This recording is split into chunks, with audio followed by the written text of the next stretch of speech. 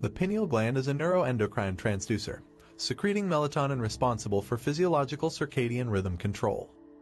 A new form of biomineralization has been studied in the human pineal gland and consists of small crystals that are less than 20 microns in length. These crystals are responsible for electromechanical, biological transduction mechanism in the pineal gland due to the structure and piezoelectric properties. That's a lot of words to digest, but let's break it down into two meaningful points. The key words here are piezoelectric properties and transducer. The piezoelectric effect occurs when you apply pressure to certain materials and that mechanical stress is changed into an electrical charge.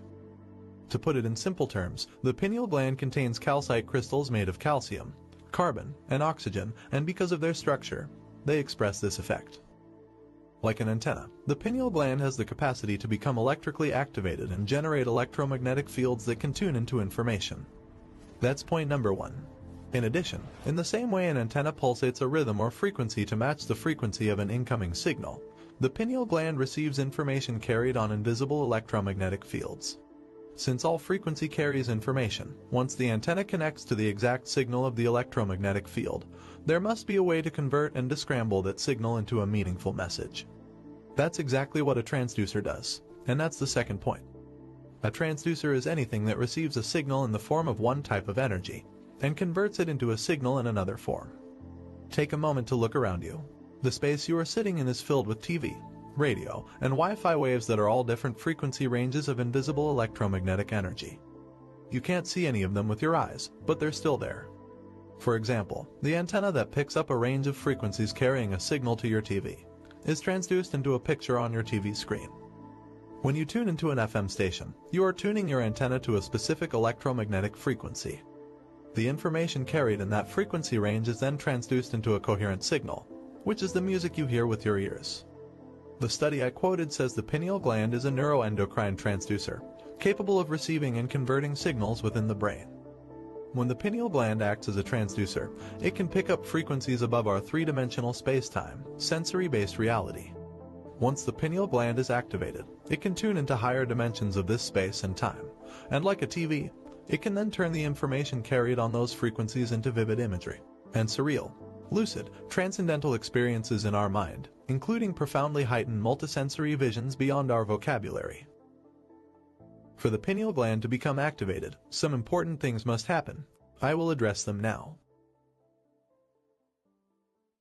1. The piezoelectric effect. Critical to creating the piezoelectric effect in the pineal gland are the calcite crystals mentioned above. Remember, these are very tiny crystals, approximately 1 to 20 microns in length. To put this in context, their size can range anywhere from 1/100th to 1/4 the width of a human hair. For the most part they are octahedron, hexahedron, and rhombohedron in shape.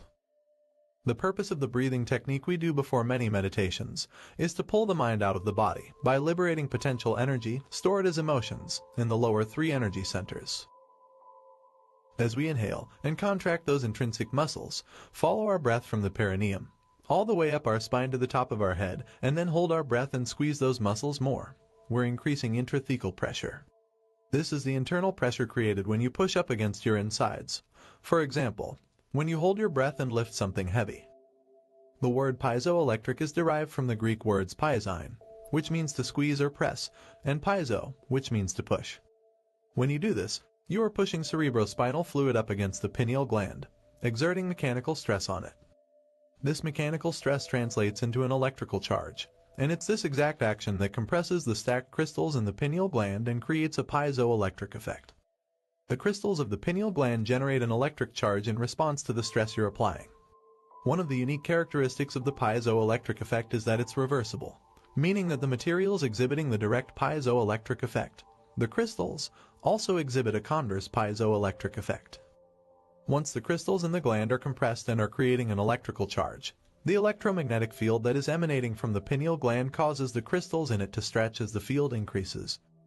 When the crystals generating the electromagnetic field reach their limit and can stretch no further, they contract and the electromagnetic field reverses direction and moves inward toward the pineal gland. When the electromagnetic field reaches the pineal gland crystals, it compresses them again, producing yet another electromagnetic field. This cycle of expanding and reversing the field perpetuates a pulsating electromagnetic field. When we inhale through our nose and at the same time squeeze our intrinsic muscles, we accelerate the cerebrospinal fluid into the brain. As we follow the movement of energy to the top of our head, then hold our breath and squeeze, we are increasing intrathecal pressure. The increased pressure moves the cerebrospinal fluid from the fourth ventricle, through a small canal into the third ventricle.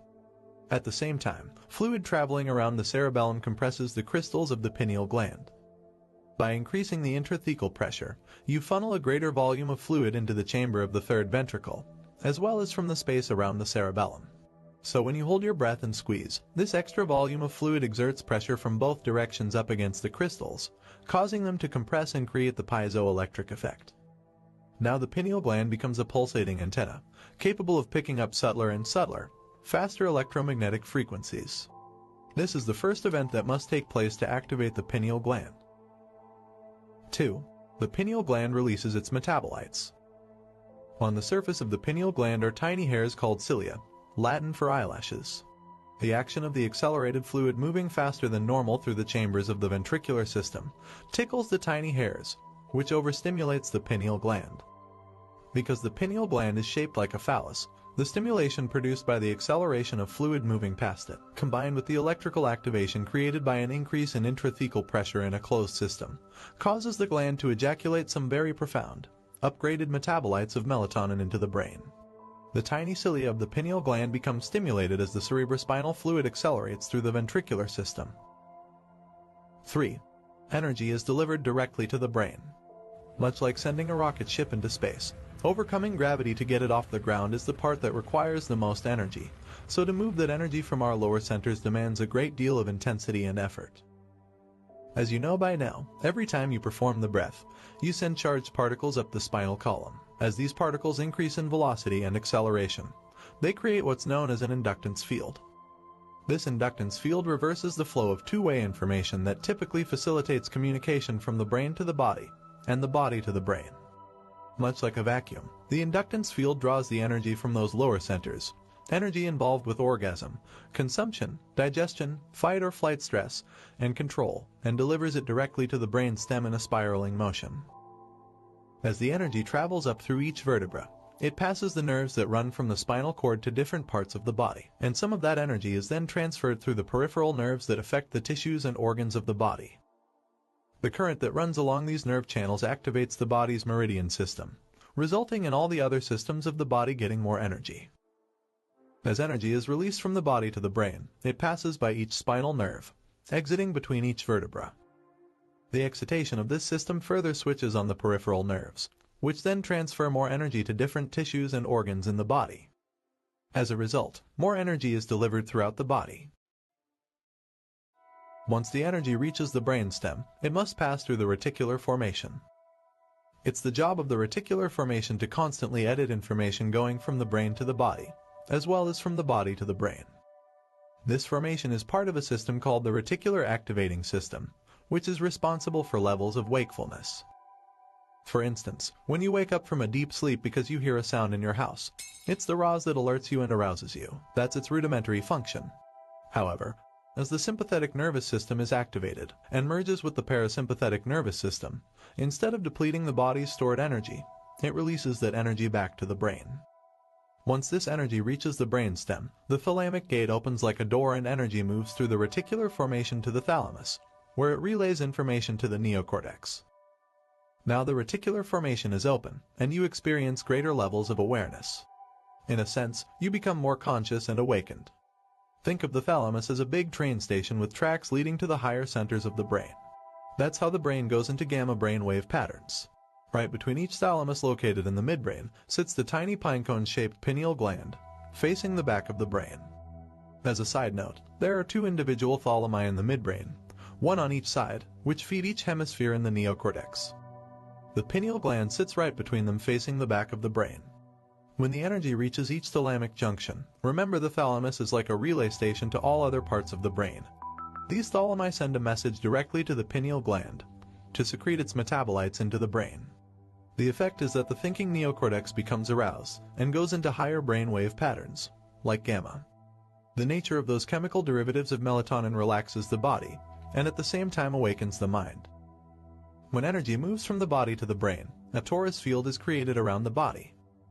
When the pineal gland becomes activated, a reverse torus field of electromagnetic energy moving in the opposite direction draws energy through the top of the head, into the body, from the unified field.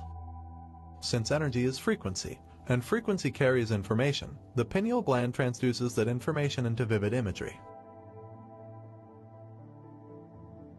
When your pineal gland is awakened, because it is picking up higher frequencies, these higher energies alter the chemistry of melatonin. The higher the frequency, the greater the alteration. It's this translation of information into chemistry that primes you for those transcendental, mystical moments. This is why I like to call the pineal gland an alchemist, because it transmutes melatonin into some very profound, radical neurotransmitters. As higher frequencies and higher states of consciousness interact with the pineal gland, one of the first things to happen is that these frequencies transmute melatonin into chemicals called benzodiazepines.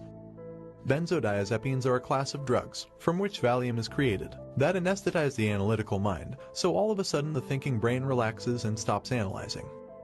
According to functional brain scans, benzodiazepines suppress neural activity in the amygdala, the brain's survival center.